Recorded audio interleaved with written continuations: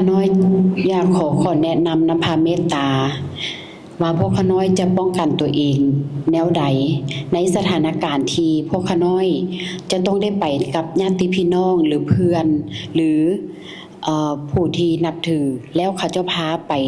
ในสถานการณ์ในเหตุการณ์ที่มีการบวงสรวงมีการสูตรเสกต่างๆที่นอกจากพระพุทธศาสนา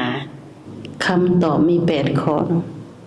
เฮาต้องรู้ต้องเข้าใจต้องยับยั้งตัวเองบ่ต้องไปเพ้อเจ้อเดี่ยวไหลข้อที่1ข้อที่2ต้องระมัดระวังต้องนึกหาแต่พระพุทธพระธรรมพระสงฆ์ข้อที่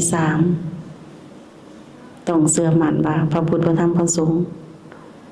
รักษาเฮาได้คุ้มครองเฮาได้ข้อที่4ต้องเอาความระลึกรู้สึกเข้าไปให้ดีๆต่อเนื่องยิ่งดีข้อที่5ต้องใส่อกใส่ใจบ่ให้มีความผิดพลาดเกิดขึ้นทางการคิดการเว้าการกระทำในเวลานั้นข้อที่6ต้องเห็นว่าสิ่งที่จะเข้ามาหาเฮานี่เขามีโอกาสหลายพอเฮาไปหาเขาเฮาก็ต้องตั้งใจมั่นอยู่กับตนเองตลอดเวลาข้อที่7เฮาต้องเป็นผู้รู้ผู้เข้าใจถึงผู้ไป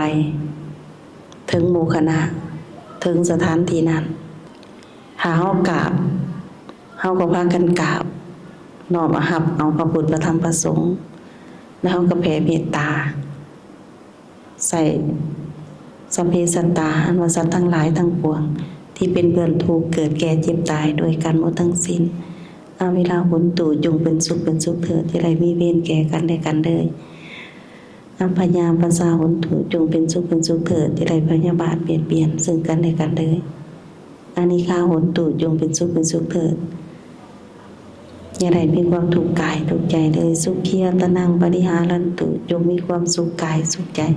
รักษาตนให้พ้นจากทุกภัยทั้งสิ้นเถิดต้องรู้จักแผ่เมตตาข้อที่8ต้องเห็นเขาเห็นเฮาเป็นผู้น่าสงสารคือกันเขาบ่ฮู้บ่แจ้งก็เพราะเขาหลงเฮาก็เคยหลง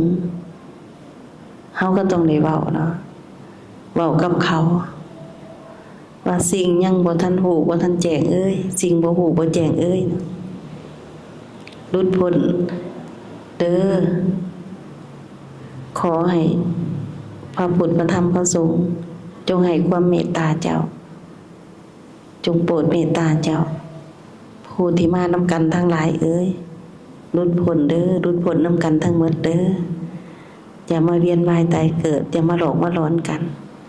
ขอให้เป็นผู้หูผู้แจ้งผู้สว่างขึ้นนำกันทั้งหมดเด้อเอากระสาธุสาธุสาธุ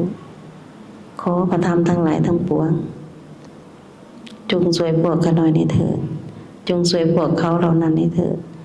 จงช่วยทุกตนทุกคนที่มาในงานนี้ได้เถิดมาในสถานนี้ได้เถิดต้องว่าแบบนี้สาธุขอบพระคุณคำตอบของแม่พาเมตตาละเอียดแจ่มแจ้งสรุปพวกเขาเองจะต้องเน้นในการที่อยู่กับตัวเองอยู่กับลมหายใจให้มีสติเพื่อบ่ให้ตนเองได้เปิดโอกาสให้พวกเขาเจ้าเหล่านั้นเข้ามาหาพวกเขาได้แม่ถูกต้องนี่แหละแม่พาเมตตาจึงบอกว่าไปฝึกสติเด้อไปฝึกเอาความระลึกความรู้สึกเด้อฝึกจนให้ได้ใจตั้งมั่นให้ควบคู่กันระลึกรู้สึกตั้งใจมั่นให้พร้อมๆกันให้ต่อเนื่องให้เป็นหนึ่งเดียวกันไปช่วยตัวเองก่อนต้องให้ได้หาอย่างคือระลึกรู้สึกตั้งมั่นมีความพร้อมมีความถูกต้องทั้งการคิดการเว้าการกระทำสามารถยับยั้งชั่งใจตัวเองได้ควบคุมตัวเองได้อยู่ในกรอบในกฎตลอดถือว่าปลอดภัยสูงปลอดภัยตลอดไป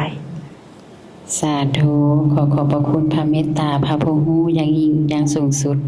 สาธุขออนุโมทนาบุญนำผู้ถาม